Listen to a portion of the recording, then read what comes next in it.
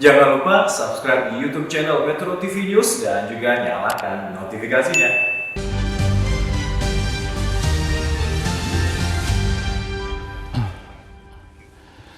Selamat pagi pemirsa. Kasus anggota DPR Komisi 9 dari fraksi PDIP Harvey Maleholo yang tertangkap kamera sedang menonton video porno di tengah rapat kembali mempertaruhkan marwah Dewan Perwakilan Rakyat. Wibawa parlemen yang sebetulnya juga tidak tinggi-tinggi amat itu kini sedang diuji. Pemirsa, inilah editorial Media Indonesia di seri ini Jumat 15 April 2022 dengan tema menyelamatkan kehormatan DPR bersama saya Leonard Samosir. Dan editorial Media Indonesia juga dapat Anda simak melalui MG Radio Network di frekuensi 94,7 FM di kawasan Jakarta dan sekitarnya. Para pendengar dan Anda semua bisa ikut menyatakan partisipasi Anda, pendapat Anda melalui nomor telepon 021-583-9900. Dan pemirsa, pagi ini telah hadir di studio Metro TV bersama saya, anggota Dewan Redaksi Media Group Don Bosco Selamun. Bang Don, selamat pagi. Selamat pagi, Leo. Sehat-sehat, Bang? Sehat, Leo. Pakai masker terus? Sih, kita harus masih pakai. Pakai masker ya. Dan kita pakai handphone dengan bijak ya, Bang ya? Iya. Karena kita akan bicarakan sesuatu yang sebetulnya ya menurut beberapa orang harusnya tidak usah dibicarakan, tapi ini penting karena ini memberikan contoh bagaimana orang-orang yang harusnya menjadi teladan bisa memberikan contoh yang baik. Publik. Itu dia, Bang. Kita sebelum membahas itu, walaupun hari ini adalah tanggal merah, hari libur karena peringatan wafatnya Isa Al-Masih, hari Jumat Agung, tapi kita akan lihat ada beberapa berita yang kita ambil dari mediaindonesia.com. Yang pertama, ini terkait dengan mudik, Bang Don. Ya. Presiden mengatakan pemerintah akan keluarkan aturan mudik yang ketat dan terperinci. Ini karena tahun ini secara resmi diperbolehkan mudik dan jumlahnya sangat besar. Bagaimana, Bang? Iya, jumlahnya 85 juta perkiraannya. Jadi memang ini harus diatur sebaik mungkin. Karena mudik itu seperti yang dikatakan oleh Bapak Presiden, itu menjadi pesta dan harus selamat dan nyaman. 85 juta itu berarti sangat kolosal itu. Betul. Itu harus ada pengaturan yang lebih ketat. Lalu kemudian juga harus tetap waspada. Karena ya seperti biasa COVID bisa muncul kembali di saat-saat setelah libur panjang. Betul. Gitu, Leo. Kalau kita melihat ini berarti semua aturan teknis akan bisa segera kita tahu atau bagaimana nih, Bang Don? Mestinya secepatnya, karena kemudian kan ada orang yang mau mudik lebih dulu, ada orang yang mudik pas hari H-nya, dan kalau lebih awal lebih bagus gitu. Betul, supaya kita bisa tahu ya. Memang kali ini sih mestinya orang akan lebih menikmati karena setelah 2 tahun, ini agak euforia, tetapi juga harus tetap waspada.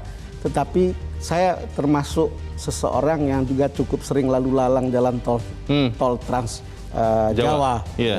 Kalau betul ada kebijakan ganjil genap, lalu kemudian akan ada kebijakan satu arah, itu akan sangat membantu mempermudah. Karena saya pernah mengalami bagaimana satu arah perjalanan dari Semarang ke Jakarta, yang biasanya 6 jam, 4,5 jam bisa sampai di Jakarta. Jadi itu nyaman lah. Artinya orang juga mudik dari sini ke Jawa begitu bisa lebih cepat. Baik, semoga nanti aturan teknis ini segera keluar dan juga sampai ke petugas di lapangan ya, Bang ya. Itu betul. Supaya karena kemudian, beda antara yang dibuat lalu kemudian orang lapangan bisa beda-beda. Jangan ada perselisihan di lapangan karena kurang memahami aturan.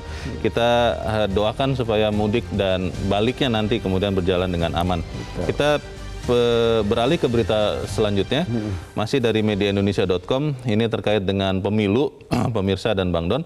KPU, Komisi Pemilihan Umum, melakukan pembagian divisi agar tidak overlapping. Ini kalau di dalam berita dikatakan termasuk membicarakan soal anggaran. Anggaran kan belum putus sampai sekarang ya. Bagaimana, Bang Don? Ya, artinya supaya fokus setiap divisi itu menjalankan tugasnya kan. Termasuk orang yang membicarakan anggaran itu harus fokus, orangnya kerja di situ saja. Betul. Supaya tidak overlap. Tapi memang KPU kan mereka harus gaspol ya. Kerja cepat, kerja akurat, akuntabel. Karena kemudian orang-orang akan fokus melihat kinerja mereka untuk menghasilkan pemilu yang bagus. Karena sudah pasti pilpres atau pemilihan umum itu pemilihan serentak tahun 2024. Jadi orang isu penundaan dan seterusnya kan sudah selesai. Isu 3 periode juga sudah selesai. Dan ini kita berharap KPU bekerja betul-betul akuntabel. Karena ini adalah hulunya. kerja mereka akan menentukan outputnya. Iya. Jadi kalau kerja mereka bagus, akuntabel, fair, lalu kemudian independen, kita berharap hasil akhir dari pemilu 2024 itu akan jauh lebih bagus. Hasil akhir apa? Iya. Kepala daerah yang dihasilkan harus yang bagus, anggota DPR yang dipilih harus juga bagus, presiden yang dipilih juga harus bagus. Iya. Kita dorong sama-sama, kita dukung sama-sama supaya KPU dan Bawaslu bisa menyelenggarakan pemilu dengan baik. Kita ke editorial, pemirsa. Editorial hari ini diberi judul menyelamatkan kehormatan DPR.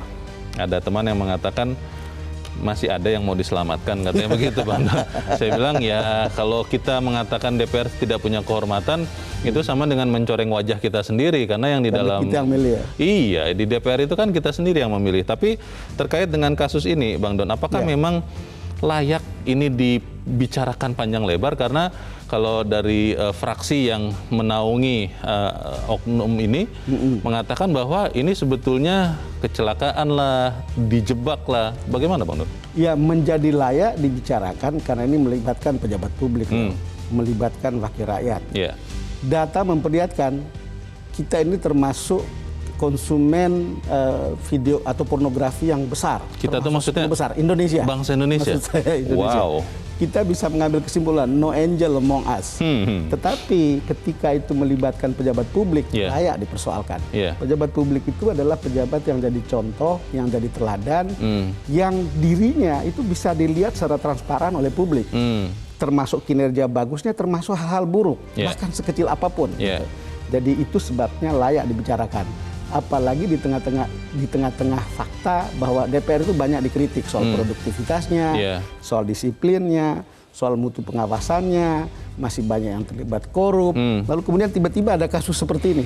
Dan kasus seperti ini bukan satu-satunya, ada kasus sebelumnya juga sudah ada. Pernah ya? Jadi kalau kita lihat begitu, mungkin ini hanya satu yang tampak ke permukaan. Dan itu dilakukan di tempat yang salah dan di waktu yang salah ketika rapat gitu. Mungkin kalau dia lakukan di luar itu urusan pribadi gitu. Tapi ketika ada di situ, orang selalu mengatakan, Anda kan menggunakan uang negara, fasilitas negara. Tapi kenapa kemudian menggunakan kesempatan ini untuk ini? Makanya layak dimintai pertanggungjawaban. Kira-kira gitu. Ada sebagian orang yang langsung mengatakan ini harus mundur, ini harus dipecat oleh MKD, Mahkamah Kehormatan Dewan. Tapi apakah benar demikian? Kita akan bahas itu ya, Bang Don. Dan pemirsa, inilah editorial Media Indonesia untuk hari ini, Jumat 15 April 2022, menyelamatkan kehormatan DPR.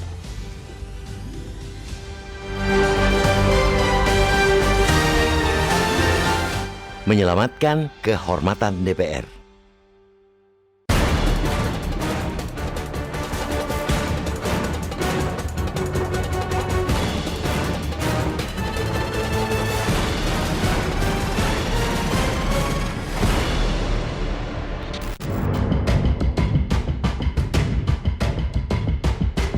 Muruah Dewan Perwakilan Rakyat atau DPR kembali dipertaruhkan.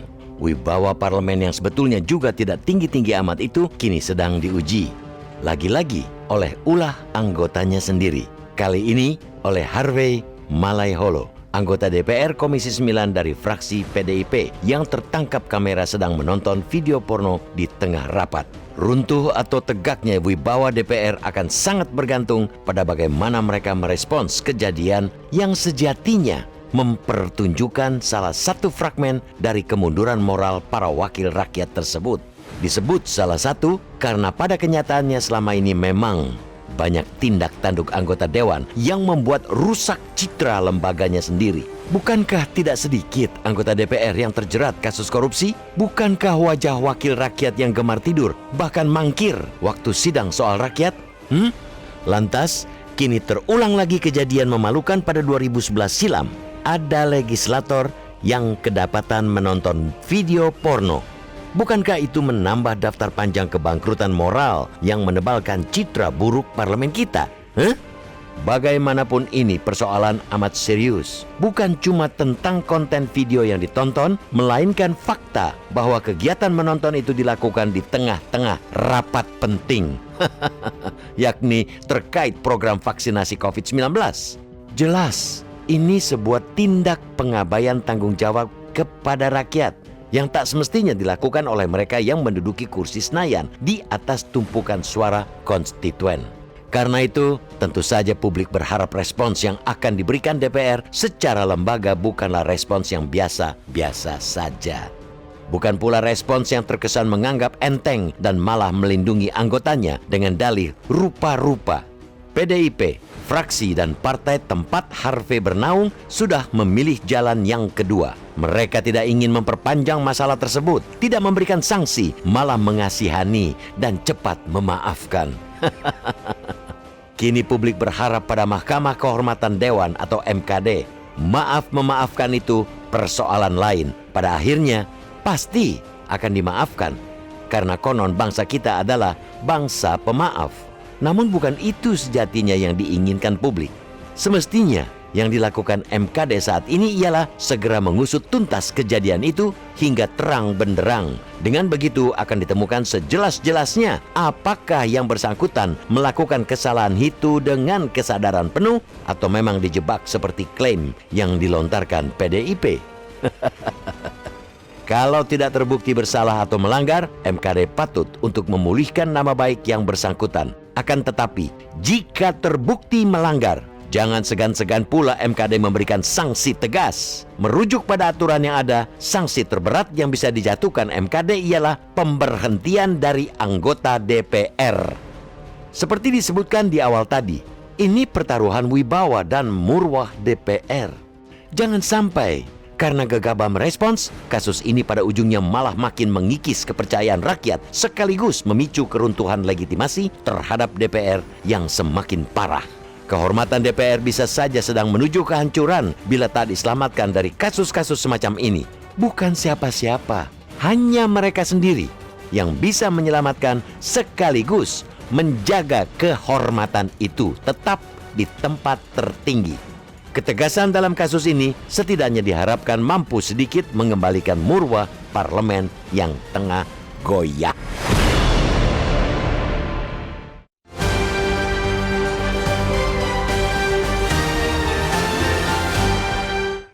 Di bagian berikut Anda bisa ikut menyatakan pendapat Anda terkait dengan topik editorial hari ini. Pemirsa, untuk saat ini tetaplah bersama kami.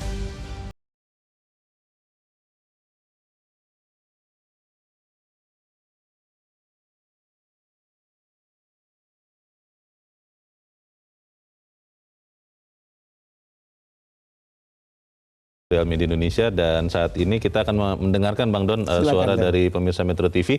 Kita saat ini sudah terhubung dengan pemirsa Metro TV di Curup, Bengkulu. Ada Pak Edward. Pak Edward, selamat pagi. Selamat pagi Bung Leonard. Selamat pagi Bung Don. Salam sehat selalu. Salam sehat Pak. Dengan prokes. Iya Pak. Jadi Bagaimana Pak pendapat Anda? Apa yang terjadi? Padahal kan predikat mereka nih orang-orang terhormat, dipanggil aja anggota DPR yang mulia, orang-orang yang mulia, orang yang terhormat, Dewan Anggota DPR yang terhormat. Ya. Tetapi apa kenyataannya, akhlaknya begitu rendah. Saya tidak, gimana ya, saya melihatnya ini, partai-partai politiknya belum bisa mendidik kader-kadernya untuk menjadi orang-orang baik gitu loh. Oh. Kan seleksi, seharusnya mereka calon-calon yang mau diajukan untuk duduk di Dewan sebagai wakil 300 juta rakyat Indonesia ini, mereka pilih. Ya kalau masih ada yang lewat satu persatu biasa, tapi mayoritas saya lihat, mayoritas, karena saya bilang mayoritas, ada sebagian kecil yang punya akhlak yang baik. Tapi semayoritas mereka begitu. Ya korupsinya, ya macam-macam hal. Kalau lihat cerita Angelina Sondakh, bahwa bagaimana korupsi itu dilakukan mulai dari penyusunan anggaran pertama, persiapan untuk penyusunan anggaran sudah mulai dikorupsi. Nah ini yang kita sesalkan. Pak Edward, kalau melihat kasus HM ini Pak, partainya mengatakan bahwa HM itu dijebak, dia tidak mau membuka, dikirimi, lalu dia tidak tahu isinya, dibuka dan akhirnya ternyata itu, dan itu direkam atau difoto. Kalau menurut Pak Edward bagaimana? Kan bisa dilihat dari durasi dia menonton. Kalau dia menonton sekilas, buka langsung tutup, ya itu dia dijebak. Tapi kalau dia nontonnya lama, ya jangan dibilang dijebak dong. Dia nikmati berarti tontonan itu. Nah ini saya bilang, kalau mereka punya akhlak yang baik, mereka tidak akan lakukan itu. Apalagi di dalam saat rapat yang sangat penting, membicarakan keselamatan bangsa dengan vaksinasi. Ini yang kita sesalkan. Jangan sampai untuk selanjutnya nanti rakyat cerdaslah memilih wakil. Jangan memilih orang-orang yang cuma karena sekarang kan anggota DPR itu cuma karena punya banyak uang. Bisa membayar punya modal sekian miliar bisa jadi anggota DPR RI. Itu aja syaratnya. Bukan mereka punya akhlak yang bagus, punya integritas, punya kapabilitas atau kapasitas. Enggak kebanyakan. Nah ini yang kita sesalkan. Makanya negara kita sulit berkembang. Nggak bisa dikerjakan oleh eksekutif saja, harus diawasi oleh legislatif harusnya. Semuanya harus mereka awasi. Nah bagaimana ngawasi? Kalau sapunya aja kotor, gimana dia mau nyapu yang bersih? Kalau pengawasnya aja nggak benar, kira-kira begitu. Mudah-mudahan lah kita akan lebih baik pada saatnya. Partai politik intinya harus menseleksi calon-calonnya agar calon-calon yang menjadi anggota dewan itu orang-orang terpilih dengan akhlak yang baik, dengan integritas yang baik. Terima kasih. Baik, terima kasih Pak Edward di Curup, Bengkulu. Selamat pagi Pak. Di belakang Pak Edward ada Ibu Indra di Cirebon, Jawa Barat. Ibu Indra, selamat pagi.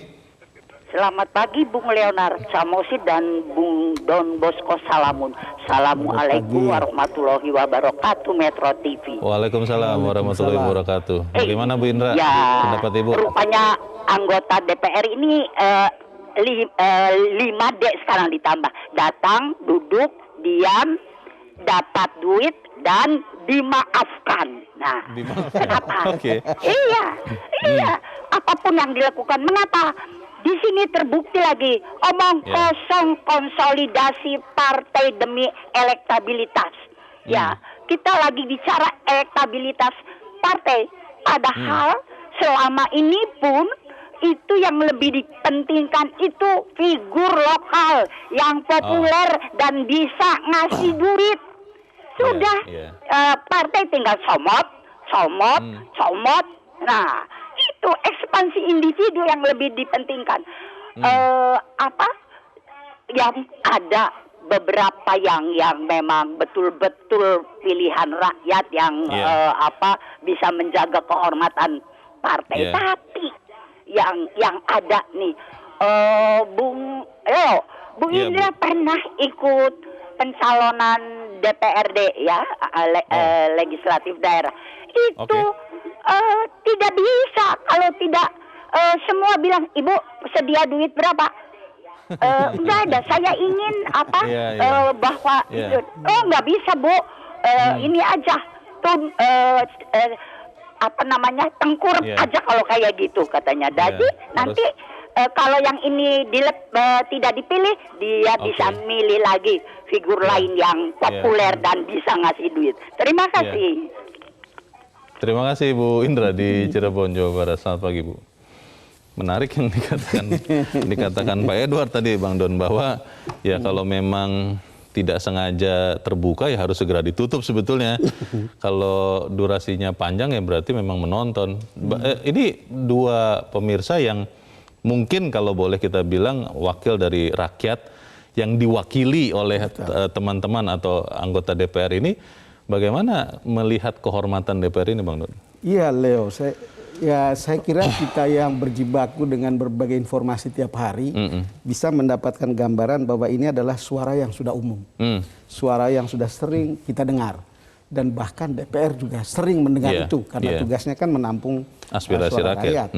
Jadi kalau kata Pak Edward tadi kata terhormat, lalu kemudian kalau lihat kalau yang dilakukan adalah pekerjaan-pekerjaan yang tidak terhormat gitu, ya kata itu menjadi kehilangan maknanya. Betul. Jadi kalau dia kehilangan maknanya, kalau pengawasan publik seperti tidak diperhatikan misalnya, ya jangan juga misalnya meminta rakyat untuk bisa menghormati atau menghargai lebih dari gitu.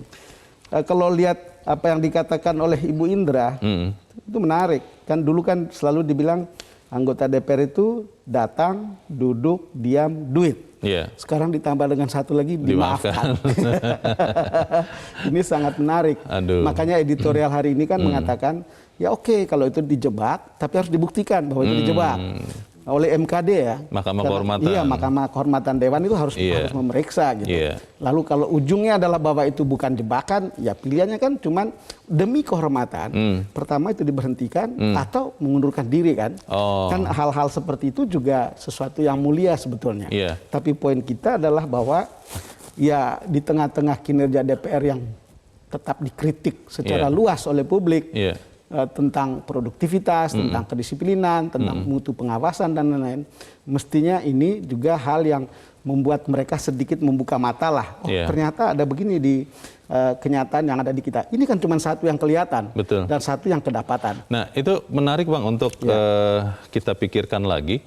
Kalau kemudian pilihan fraksi adalah memaafkan, walaupun nanti kita harus menunggu hasil penyelidikan Mahkamah Kehormatan Dewan, tapi kalau ternyata misalnya oknum ini adalah orang yang sudah produktif Bang, sudah menghasilkan banyak di kerja-kerja DPR-nya, lalu karena nilai setitik begitu, apakah memang susu sebelanga ini harus rusak atau memang boleh kita maafkan dengan peringatan keras?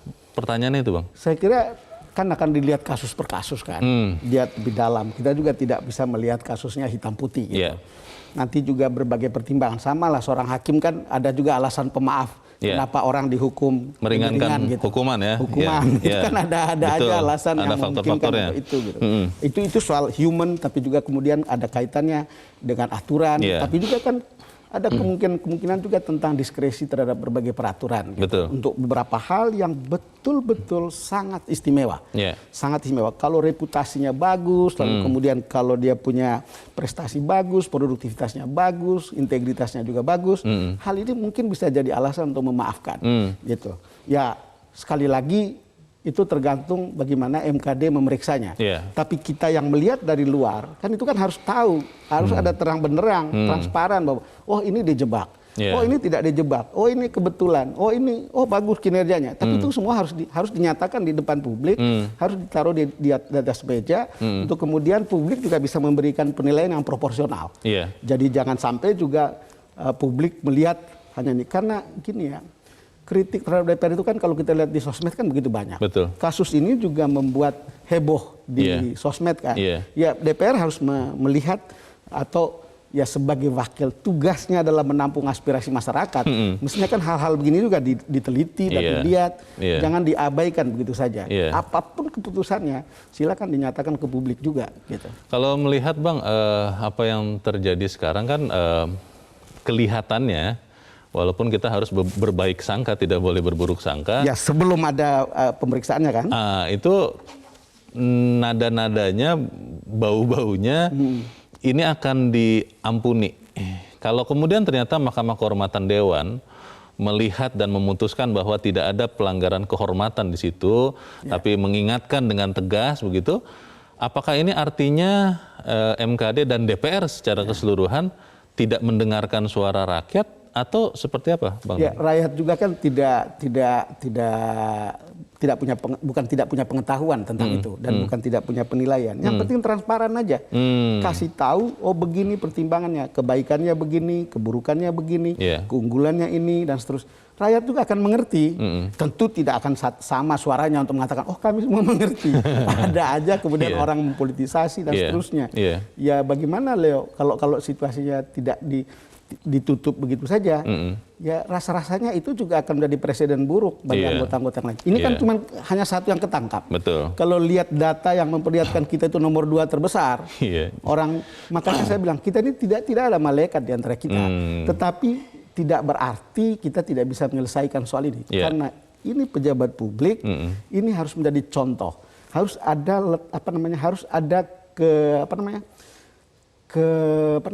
kebesaran hati untuk mengatakan, oh kalau saya salah, saya salah.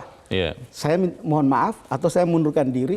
Itu harus dianggap sebagai sesuatu yang baik untuk pendidikan politik bagi publik. Gitu. Pak Edward, dan tadi cerita Bu Indra juga, pengalaman pribadi beliau mengatakan bahwa kunci dari akhlak atau moral anggota dewan juga adalah di partai politik, Bang. Bagaimana partai politik menyeleksi wakil-wakilnya yang di dalam fraksi di DPR itu bukan hanya melihat uangnya berapa banyak, bukan hanya melihat seberapa terkenal dia, tapi soal moral atau akhlak ini. Nah ini bisa tidak dilakukan karena faktanya ya kita bisa mengatakan money politics saja ada, Bang. Apalagi untuk mengukur hal moral yang ya agak susah juga mengukur secara kasat matanya. Bagaimana Bang Nur? Paling tidak ketika ada partai seperti Nasdem mengatakan menolak politik tanpa mahar, mestinya itu sudah pintu pertama yang memungkinkan seleksi itu berlangsung lebih fair dan lebih baik. Paling tidak itu langkah awal dan bahkan mungkin itu langkah awal yang paling penting. Karena begitu dimulai dengan duit, semua itu menjadi transaksional. Dan kalau ujungnya adalah transaksional, kita bisa sudah lihat hasilnya seperti apa. Nanti semua hal itu kemudian aspirasi itu juga dinilai dengan uang. Semuanya, oh saya jalankan ini, lu bayar berapa saya. Lalu kemudian kalau tidak begitu, sekarang kan itu menarik tadi ya. Kalau tadi Ibu Indra tadi mengatakan datang, duduk, diam, duit. Sekarang ini kan datang, duduk, teriak-teriak, marah-marah, duit, lalu main sosmed. Ini adalah hal-hal yang kita lihat sehari-hari. Gitu. Baik. Bagaimana kita memastikan bahwa ini adalah insiden terakhir? Kita akan bahas di bagian berikut. Bang Don dan pemirsa tetap bersama kami, Editorial Media Indonesia segera kembali.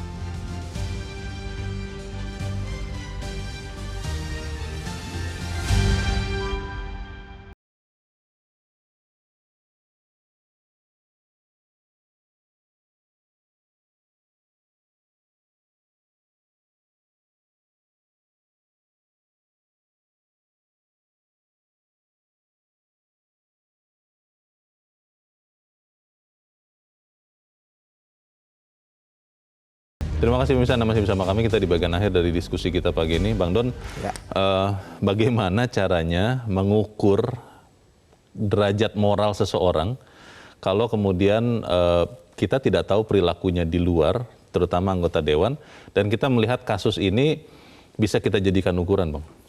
Leo, mengukur derajat moral seseorang itu hati kita sendiri. Nah iya. Kita tidak bisa melihat dari perilaku luarnya. Jadi bukan karena bajunya bagus atau kelakuannya bagus, lalu kemudian secara moral orang itu bagus. Bahkan jangan-jangan partai, misalnya dia itu dari partai agama tertentu, gitu, itu dianggap bagus. Itu betul-betul hati kita sendiri yang bisa mengukur. Perilaku itu bungkusan semuanya, tidak mewakili apa yang sesungguhnya. Makanya kalau ada kasus-kasus seperti ini kan, yaitu kata hatinya gitu. Apakah saya ini hanya dijebak atau kinerja saya jauh lebih baikkah dari perilaku saya pada saat ketika ketangkap tangan sedang menonton video porno. Itu jadi hati itu yang mengatakan. Makanya kan kalau lihat bagaimana ujung-ujungnya, kalau itu sesuatu yang, kalau saya misalnya orang yang terlibat itu, kalau saya merasa kinerja saya bagus dan itu bisa dilihat dari parameter angka-angka yang jelas, mungkin saya akan mengatakan ini loh kinerja saya. Saya minta maaf kepada publik. Ya silakan aja mengambil keputusan. Tapi kalau saya tidak bekerja apa-apa, lalu kemudian kedapatan yang begini, jangan-jangan bukan cuma sekali gitu, dan ini yang kedapatan gitu, ya saya harus mundur. Itu karena kata hati kita sendiri. Yang begini kan mungkin hanya satu yang kebetulan ditemukan. Kembali lagi kalau data tadi, jangan-jangan ya di handphone begitu banyak orang ada gambar-gambar begitu, termasuk ya, di handphone anggota dewan yang terhormat begitu, Leo. Kalau melihat Bang yang terjadi sekarang, apakah kemudian mekanisme pengawasan itu harus ditingkatkan atau bagaimana? Karena kan kalau kita melihat insiden ini kan sebenarnya ini sesuatu yang apa ya, di ruang tersembunyi sebetulnya. Bagaimana mengawasinya, Bang? Ya susah tentu untuk mengawasi hal-hal begini. Tetapi saya yakin kita DPR itu ya jangan berpikir jelek lah kita ya. Selalu ada peluang untuk memperbaiki kinerja. Selalu ada peluang untuk memperbaiki tingkat pengawasan, tingkat produktivitas, dan tingkat integritas mereka itu selalu ada peluang. Rakyat di luar sana, kalau tidak dengan main politik uang, gitu, akan tahu betul-betul memilih siapa yang terbaik. Siapa yang mereka anggap baik, lalu kemudian orang-orang ini yang pantas duduk di sana. Kalau lihat seperti itu, ya mestinya kita pada suatu saat bisa berharap bahwa fungsi pengawasan mereka bagus, tapi juga pengawasan internalnya juga harus bagus gitu. Dan selain pengawasan internal, pengawasan atau kritik-kritik dari kita rakyat biasa atau dari rakyat jelata pada umumnya itu juga akan ditampung dan bisa menjadi tools untuk membuat mereka makin baik. Kalau kita ada berharap seperti itu. Kalau ada yang beralasan Bang Don bahwa anggota dewan ini kan manusia biasa juga, jadi ya dimaklumi, dimaafkan kalau kemudian ada kekilafan, dianggap kekilafan seperti ini. Itu bisa atau tidak? Karena kalau kita melihat kan yang mewakili 270-an juta rakyat ini hanya orang yang kurang dari 600 orang jumlahnya, berarti kan orang-orang terpilih, sehingga standarnya harusnya lebih tinggi daripada orang-orang kebanyakan. Bagaimana Bang Don? Leo, ada pepatah Latin mengatakan errare humanum est, atau error is human, Yeah. kira-kira gitu. Atau manusia keliru itu adalah Manusiawi. Tetapi kan orang-orang di DPR itu kita tidak bisa menganggapnya sebagai manusia biasa lagi. Iya. Mereka itu adalah manusia di atas rata-rata. Gitu. Di atas rata-rata saya, di atas rata-rata Leo, Iya. yang rakyat biasa. Gitu. Iya. Dan dari segi itu kan, ya kenapa mereka dipilih? Kenapa mereka itu? Kecuali kalau mereka dipilih karena mereka membeli suara itu ya. Iya. Kalau mengasumsikan bahwa pilihan itu berlangsung fair, berlangsung adil, independen, lalu kemudian jernih gitu, kita selalu bisa berharap mereka itu harusnya manusia yang tidak biasa saja. Iya. Tidak biasa saja. Kalau among the crowd, kalau kita itu ada di dalam kerumunan, dia itu harus menjadi pembeda di antara Iya. kerumunan itu, Iya. yang kemudian kita bilang, oh ini bagus, Iya. ini wakil saya, Iya. ini akan menjadi representasi saya, ini menjadi orang yang menyampaikan aspirasi saya, ini Iya. orang yang membela kepentingan saya. Dan dengan cara begitu dia harus melihat dirinya tidak bisa dong menjadi seperti orang biasa, Baik. ikut menikmati video porno, ikut Iya. punya moral yang tidak bagus, Iya. kira-kira begitu Leo. Baik, kita harapkan supaya ini bisa menjadi insiden terakhir, Bang. Mudah-mudahan Leo. Dan kehormatan DPR bisa tetap ada dan ditingkatkan. Bang Don Bosco Salamun, terima kasih sudah hadir di tempat ini. Selamat pagi, Bang. Selamat pagi Leo. Pemirsa, kehormatan DPR bisa saja sedang menuju kehancuran kalau tidak diselamatkan dari kasus-kasus semacam ini. Bukan siapa-siapa, hanya mereka sendiri yang bisa menyelamatkan sekaligus menjaga kehormatan itu tetap di tempat paling tinggi. Ketegasan dalam kasus ini setidaknya diharapkan mampu sedikit mengembalikan muruah parlemen yang tengah goyah. Saya Leonard Samusi, berterima kasih Anda sudah menyaksikan dan menyimak editorial Media Indonesia pagi ini. Selamat pagi.